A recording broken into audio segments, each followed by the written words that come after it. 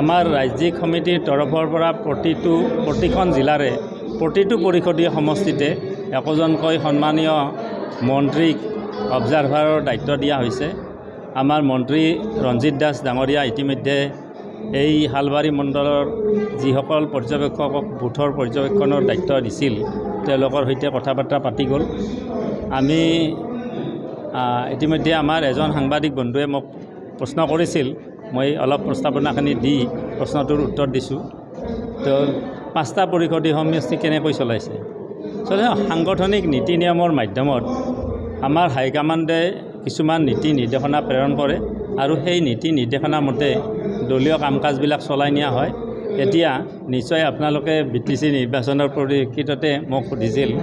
আমাৰ BTC নিৰ্বাচনৰ কাৰণে বিশেষকৈ বাক্সা জিলাৰ প্ৰতিটো পৰিষদীয় সমষ্টি সাংগঠনিকভাৱে শক্তিশালী অৱস্থাত আছে আৰু আমাৰ হাইকমাণ্ডৰ লগত আমি যোগাযোগত আছোঁ। মোৰ অনুভৱ, হাইকমাণ্ডক আমি যি অনুৰোধ জনাইছোঁ প্ৰত্যেকটো পৰিষদীয় সমষ্টিতে প্ৰাৰ্থিত্ব দিব লাগে। নিশ্চয় আমাৰ অনুৰোধ ৰাখি হাইকমাণ্ডে প্ৰতিটো পৰিষদীয় সমষ্টিতে প্ৰাৰ্থী দিব আৰু প্ৰতিটো সমষ্টিতে আমি প্ৰাৰ্থী জয় কৰি নিবলৈ সক্ষম হ'ম বুলি মই দৃঢ় বিশ্বাস আছে। ধন্যবাদ।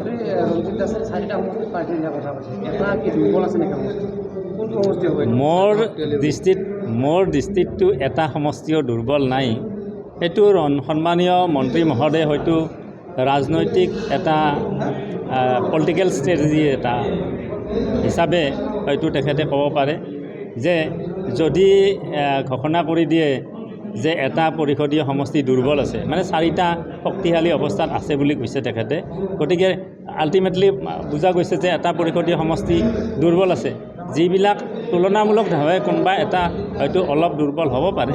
গতিকে যিবিলাক অলপ দুৰ্বল আছে তেওঁলোকে প্ৰতিযোগিতাত এটা নামিব, দৌৰা-দৌৰি এটা লাগি যাব আৰু সেনেকুৱা ধৰণে কাৰ্যকৰ্তাবিলাকে ৰিস্ক লৈ অতি তীব্ৰভাৱে কাম কৰি তেওঁৰ সমষ্টিটো আগবঢ়াই নিব বুলি হয়তো ভাবি তেখেতে ক'ব পাৰে, বা অন্য দৃষ্টিভংগীত যদি কৈছে মই নাজানো। কিন্তু সাংগঠনিক মুৰব্বী হিচাপে মই যিটো 5টা পৰিষদীয় সমষ্টিৰ প্ৰেক্ষাপট দেখিছোঁ, প্ৰত্যেকটো সমষ্টি সমান শক্তিশালী অৱস্থাত আছে। কিছুমান ছদ্মবেশী কাৰ্যকৰ্তা থাকে, মই ছদ্মবেশী বুলি ক'লোঁ, তেওঁলোকে দল সলনি কৰে নিৰ্বাচনৰ আগে আগে। সেইবিলাক কথা বাৰ্তা আপোনালোকে বেছি ভালকৈ জানে মোতকৈ। গতিকে এইবিলাক হয়তো মই অনুভৱ কৰা মতে এইবিলাক হয়তো দলৰ তেনেকুৱা নিষ্ঠাবান কাৰ্যকৰ্তা নহ'ব। আৰু বিশেষকৈ মথনগুৰি সমষ্টি সম্পৰ্কততো মোৰ কোনো ধৰণৰ সন্দেহ নাই। তাত 10 বছৰ ধৰি এজন MCLA আমাৰ BTR চৰকাৰৰ EM আছে। অন্যবিলাক সমষ্টিতকৈ তাত কাম ভাল হৈ আছে। হয়তো তেখেতৰ লগত কোনোবাৰ ব্যক্তিগত কিবা এটা থাকিব পাৰে, এইটো কথা আমি সাংগঠনিকভাৱে ল'ব নোৱাৰোঁ।